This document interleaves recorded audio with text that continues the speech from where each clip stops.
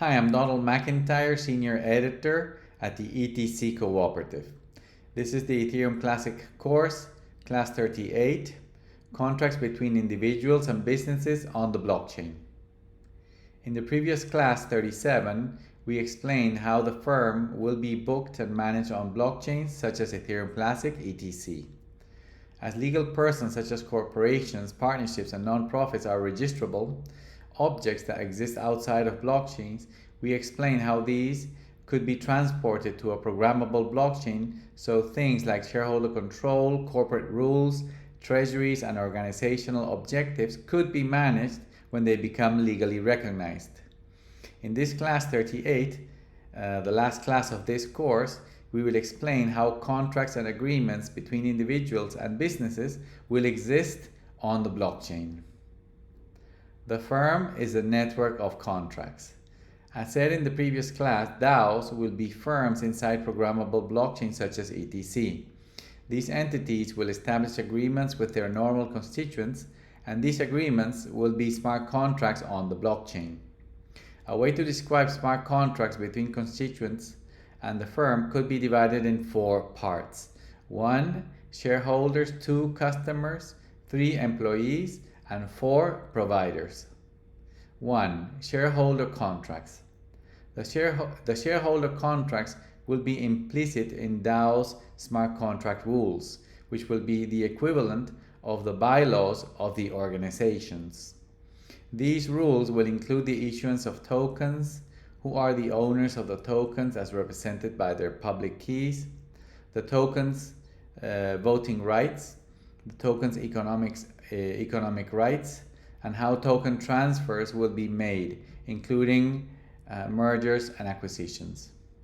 The firm is basically a network of contracts, so all relationships between the organization and shareholders and the organization and its other constituents will be mediated by smart contracts. It is important to note that all these legal relationships will be implemented as smart contracts, but that smart contracts do not replace formal law. People will still resolve disputes in the traditional courts. 2. Customer contracts. Depending on the type of business, the agreements between the customers and the firm will be smart contracts on the blockchain. For example, a cellular company could have customers agree to the service conditions, and customers could sign the agreements on the blockchain with their private keys using a non-custodial wallet. As long as the customer pays for the service, then the line will work as usual, but if the customer stops paying, then the service could be interrupted. All these rules and interactions would happen inside the blockchain, including activation, payments, changes in service conditions, deactivation, etc. 3. Employee contracts. Employment relationships are also agreements. When companies hire employees, both parties could sign smart contracts on the blockchain, agreeing to the terms and conditions of their relationships. The employees will get paid on the blockchain, and the smart contracts will track and implement payments, attendance, vacations, bonuses, retirement, and all other rights, obligations, and benefits of the employees. When employees quit or are dismissed, the smart contracts will be deactivated, and employee privileges and access to the firm's resources will be discontinued. 4. Provider contracts. Relationships between the firm's providers and contractors will also be smart contracts on the blockchain. For example, if a firm enters into a contract to buy materials for 12 months with a provider, then the terms of the agreement will be programmed into a smart contract, and as the deliveries are received, the payments will be released to the provider. In the same way, when firms hire contractors, the terms of their agreements will be programmed on smart contracts.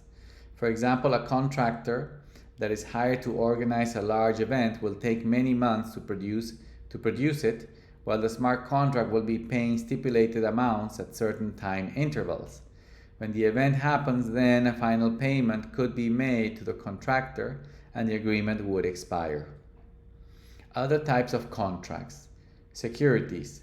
Just as firms may have smart contracts mediating their relationships with customers, employees, and providers, securities, which are another type of agreement, will be smart contracts on blockchains.